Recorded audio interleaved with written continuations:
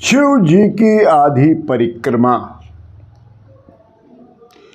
क्यों की जाती है और शिव जी की आधी परिक्रमा कैसे करनी चाहिए, ये अद्भुत जानकारी के साथ मैं अयोध्या से शिव योगी प्रमोद जी महाराज आप लोगों की सेवा में उपस्थित हूँ।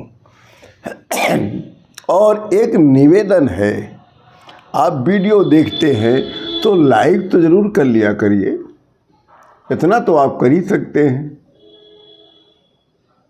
आगे आपकी मर्जी, शिव जी की इच्छा। चलिए हम लोग अपने अध्याय की तरफ चलते हैं कि शिव की आधी परिक्रमा क्यों की जाती है और शिव जी की आधी परिक्रमा कैसे करनी चाहिए। इसके कई कारण हैं। लिंग विग्रह प्रदक्षिणा कैसे की जानी चाहिए, पहले ये जानना अत्यंत आवश्यक होता है।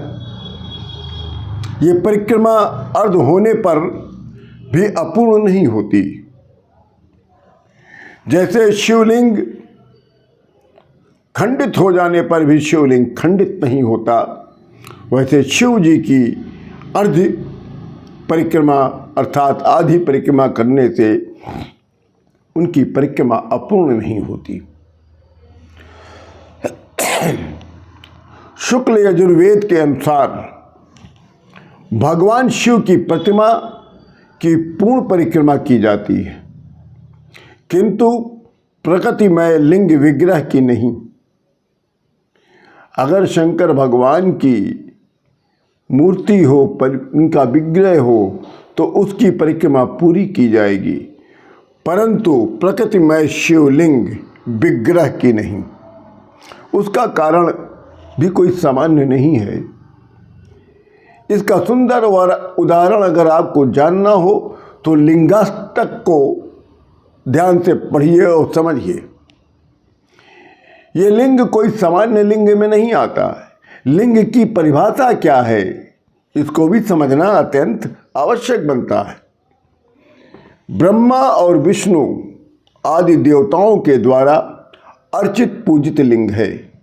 ये वही लिंग है जिसका आदि और अंत कदापि प्राप्त न कर पाने पर श्री विष्णु सत्यनारायण के रूप में परिभाषित हुए और ब्रह्मा जी एक नियत स्थान पर पूजित होकर रह गए। केतकी जो कि अति ऊर्ध्व पुष्प था, वो भी निंदक और त्याज्य का पात्र बन गया। वहीं से ब्रह्मा हंसवाहक बन गए और भगवान श्री हरि कूर्मो, वह ब्रह्म रूपी ज्योतिमय लिंग ही उनकी त्रिशूल लोक में स्थापित हुई। ये वो लिंग है जिसे 3 भागों में विभाजित होकर स्थापित हो गया। पहला, आकाश में तारकेश्वर लिंग, आकाश में तारकेश्वर नाम से, और पाताल में हाटकेश्वर नाम से, और मृत्युलोक में महाकाल के नाम से यह शिवलिंग पूजित हुआ। जो प्रकृतिमय योनि जिसमें लिंग में ब्रह्म को धारण कर, जिसके प्रभाव से चतुर्दश भुवन में संतुलन बना हुआ है, ये शिवलिंग की एक छोटी सी परिभाषा थी। अब आपको मैं समझाता हूँ कि शिव की प्रदक्षिणा अर्थात परिक्रमा कैसे करनी चाहिए। मैं आपको पूरे उपनिषद, शिव महापुराण और वेद के अनुसार बता रहा हूँ। पवित्रतम शिवालय में शिवलिंग तथा प्रकृति योनि को साधारण अवस्था में स्पर्श न करें। ये साक्षात ईश्वर ईश्वरी की अभिन्न संयुक्ति है। उन पूर्ण स्वरूपों को नमस्कार करें, यही भक्तों की विपत्ति आपत्तियों का विनाशक है। ये पवित्र को पवित्रता देने वाला यह स्वरूप विश्व को अनुग्रहित करने हेतु प्रकट हुआ है। बिल्वार्पण तथा अभिषेक काल में स्पर्श किए जाने पर कोई दोष उपस्थित नहीं होता, अपितु कल्याण होता है। कर्म प्राप्त समस्त पापों की विनाशकारी प्रदक्षिणा विधि को मैं बताने जा रहा हूं, जो सुनने में धर्म, अर्थ, काम तथा मोक्ष दायक होता है। बहुत ध्यान से सुनिएगा, कोई ये वीडियो मजाक हेतु नहीं बनाया जा रहा। पश्चिम की ओर मुख करें और दक्षिणा पाद को आगे बढ़ाकर प्रारंभ करिए अपनी प्रदक्षिणा। कैसे? पश्चिम की ओर मुख करके और दक्षिणा पाद को आगे बढ़ाकर लिंग मुद्रा बनाए तथा अर्ध प्रदक्षिणा न करें।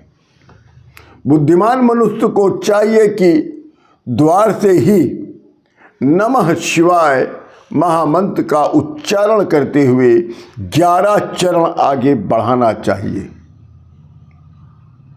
उसके बाद दक्षिण दिशा की ओर महामृत्युंजय मंत्र का जाप करते हुए वाम पाद को आगे बढ़ाते हुए अष्टपद अग्रसर करिए।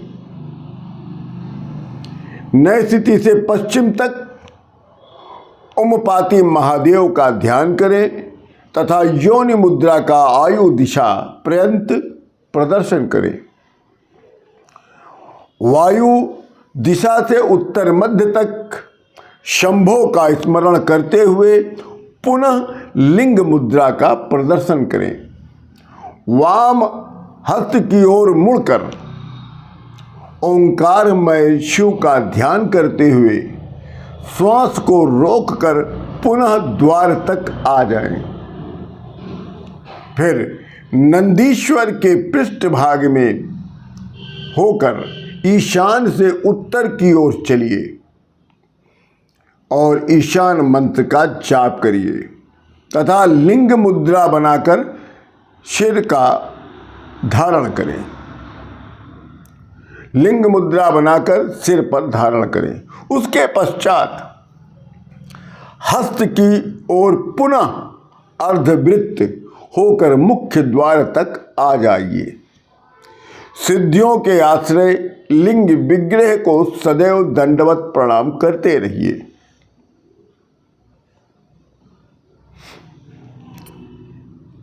ये जो मैं सुना रहा हूं, ये कर्म सिद्धि, कर्म समस्त तीर्थों का फल देने वाला मैं आपको वर्णन सुना रहा हूं। क्या वैकुंठ, क्या ब्रह्मलोक, क्या सिद्धलोक, यह कर्म तो साक्षात कैलाश के दर्शन का फल एक एक पद आगे बढ़ाने पर भक्त को प्राप्त होता है। जो जलाधारी है उसके उल्लंघन का महापाप कदापि न करिएगा। ये विश्वधारा की तत्व रेखा है।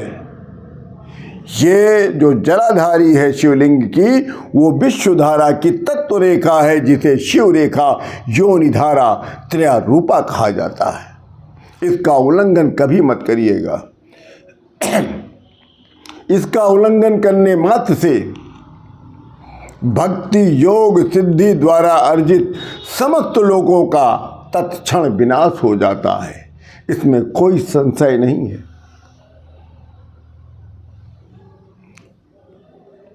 विंध्य पर्वत के अहंकार का मर्दन करने वाले महोदर, ये दर्शन, स्पर्श तथा परिक्रमा की विधि, संपूर्ण विधि मैंने आप लोगों को बताया है। हर शिव तथा हर शिव का नाम ही मैं कैवल्य आश्रय ग्रहण करता हूँ। इतनी सुंदर वर्णन और बहुत ही धीरे धीरे शब्दों में मैंने बोलकर आपको सुनाया है। पसंद आए तो लाइक करिएगा, ना पसंद आए तो कदापि लाइक ना करिएगा। जय जय श्री राम।